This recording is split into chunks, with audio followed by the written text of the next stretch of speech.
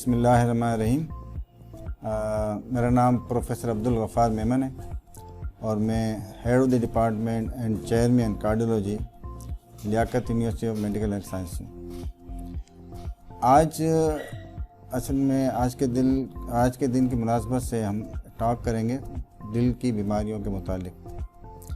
और आज world heart day है। वर्ल्ड हार्ट डे हर साल 29 सितंबर को मनाया जाता है और ये पूरी दुनिया में मनाया जाता है। इसका मेन मकसद ये होता है कि दिल की बीमारियां जो कि दिन ब दिन बढ़ रही है उससे आम लोगों को आगाही दी जाए। आम लोगों में हम सब भी आम लोगों में शामिल हैं, लेकिन ये कि जो पब्लिक है जिनको अवेयरनेस नहीं है उनको अवेयर किया जाए, क्योंकि हर साल इस बीमारी में इजाफा ही हो रहा है बजाय इसके कम हो। तो इस साल का जो थीम है वो ये है कि use your heart to connect the others, यानी कि अपने दिल का इस्तेमाल करें दूसरों को जोड़ने के लिए। ये बीमारी क्यों होती है, इसकी क्या वजूहत है? इससे पहले एक बात मैं और भी बता दूं आपको कि क्या ये बीमारी को हम रोक सकते हैं, प्रिवेंट कर सकते हैं? तो आपको यकीन नहीं आएगा कि 80% से ज़्यादा हम इस बीमारी को रोक सकते हैं और प्रिवेंट भी कर सकते हैं। तो दिल की बीमारियां तो बहुत सारी हैं। इसमें दिल की झिल्ली की बीमारी है, दिल के पट्टों की बीमारी है, दिल का बढ़ना, और इसके अलावा दिल के करंट सिस्टम की बीमारियां हैं। लेकिन जो सबसे ज़्यादा हम कंसर्न होते हैं वो दिल की नसों की बीमारियां, जिसमें दिल को खून कम पहुंचता है और लोग हार्ट अटैक में मुब्तला हो जाते हैं।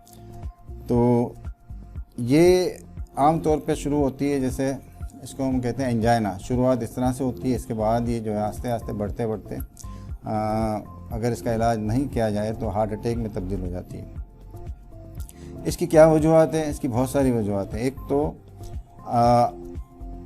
उम्र का बढ़ना।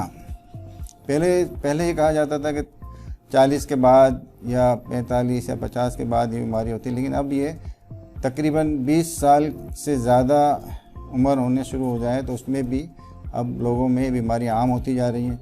और इसका मैग्नीट्यूड, इसकी जो वो है वो जैसे जैसे एज और बढ़ती जाती है और इसका जो है ना वो परसेंटेज बढ़ती चली जाती है। दूसरी चीज़ है कि मर्दों में ये बीमारियां 2 गुना ज़्यादा होती है औरतों के बनस्बत। आपका अगर वज़न बढ़ रहा है, मोटापा, ये एक बड़ा फैक्टर है। तीसरा, अगर आप सिगरेट पी रहे हैं और सिगरेट का इस्तेमाल वो भी आपकी दिल की नसों को डैमेज करता है। अगर आपको ब्लड प्रेशर का मर्ज़ है और आप इसका इलाज सही नहीं कराते तो आप 4 मुज़ी मर्ज़ में मुब्तला हो सकते हैं। इसमें एक है हार्ट अटैक, इसके बाद फालिज, गुर्दों का ख़राब होना, आँखों की बीनाई का ख़राब होना। अगर आपको शुगर है तो शुगर भी इस बीमारी का सबब बनती है। पूरी दुनिया में शुगर जो है उसमें ये कहा जाता है कि शुगर वाले मरीजों को अगर हार्ट अटैक नहीं भी हुआ तो हम कहते हैं कि ये एक हार्ट अटैक हो चुका है इनको, तो इनको हम सेकेंडरी प्रिवेंशन में लेके जाते हैं। इसके अलावा फैमिली हिस्ट्री है। अगर आपकी फैमिली में दिल की बीमारी है तो आप और ज़्यादा मोहतात हो जाएं, क्योंकि ये बीमारी फिर आपको भी लग सकती है। और बहुत सारी और भी वजूहत है, जैसे कोलेस्ट्रॉल का बढ़ जाना और ये यूरिक एसिड का बढ़ जाना, और आप समझ लें कि जो है ना सेडेंटरी लाइफ स्टाइल, काहिलाना ज़िंदगी जिसको हम कहते हैं, जिसमें आपकी जो है ना वो आप एक्सरसाइज नहीं कर रहे होते हैं, ज़्यादातर आप ऑफिस में होते हैं, आप बैठे बैठे काम कर रहे होते हैं, गाड़ियों का इस्तेमाल ज़्यादा हो रहा होता है। तो ये सारी चीज़ें जो हैं वो एक बहुत ही जानलेवा मर्ज़ की तरफ हमें लेके जाती है। तो हमारा मेन एम ये है कि हमें आपको ये आगाह करना है कि दिल की जो बीमारी है उसको बचने के लिए आपको सबसे पहले जो करना है वो आपको सबसे पहले हेल्दी लाइफ स्टाइल का मकसद है कि आपको वॉक करनी है। कम से कम 20 मिनट वॉक आपको रोज़ाना ज़रूर करनी है। इससे ज़्यादा भी आप कर सकते हैं, ज़्यादा की कोई लिमिट नहीं है। कम से कम 20 भी नहीं कर सकते, 10 करें, 5 करें, लेकिन आप अपने आप को मूव करते रहें। सिगरेट का इस्तेमाल अगर आप करते हैं तो फौरी तौर पर तर्क कर दें।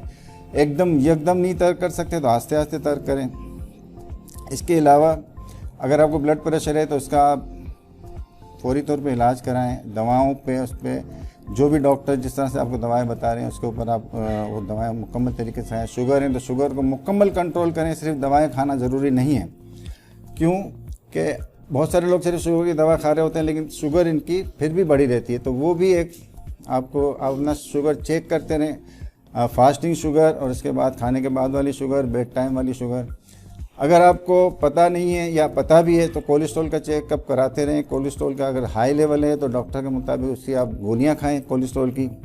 इसके अलावा आप खाने में एक हेल्दी डाइट का प्रोग्राम बनाएं, जिसमें आपको